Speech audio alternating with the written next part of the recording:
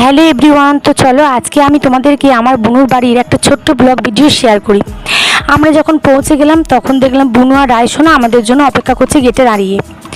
আর এই যে কারুকার্য করা বুনুর বাড়ির এই গেটটা এত সুন্দর দৃষ্টি আকর্ষণ করছিল, সেটা আমি ক্যামেরায় বন্দি না করে আর পারিনি, তাই তোমাদের সঙ্গে শেয়ার করলাম। গ্রামের মাঝখানে এরকম একটা সুন্দর কারুকার্য করা গেট খুবই ভালো লাগলো। তারপর তো এখানে রায়সোনা আমরা সবাই মিলে চলে গেলাম হচ্ছে বুনুর বাড়ি। আর এই যে রুমটা দেখছো, এটা হচ্ছে আমার বুনুর শ্বশুর বাড়ি, যেখানে মাসিমা মেসোমশাই থাকে। ভেতরটা যতটাই সুন্দর, বাইরেরটাও কিন্তু ঠিক ততটাই সুন্দর।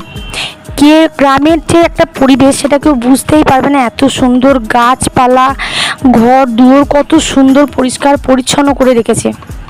গাছপালার মধ্যে আছে হচ্ছে তোমার এই যে সবেদা গাছ, আম গাছ, সুপারি গাছ, অনেক রকম গাছ।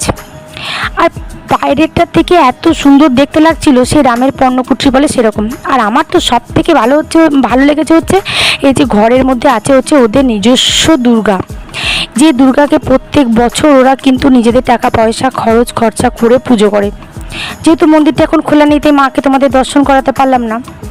যাই হোক, এই মজুমদার বাড়ির একটা ছোট্ট ব্লগ ভিডিও তোমাদের সঙ্গে শেয়ার করলাম। কেমন লাগলো কমেন্টে জানিও।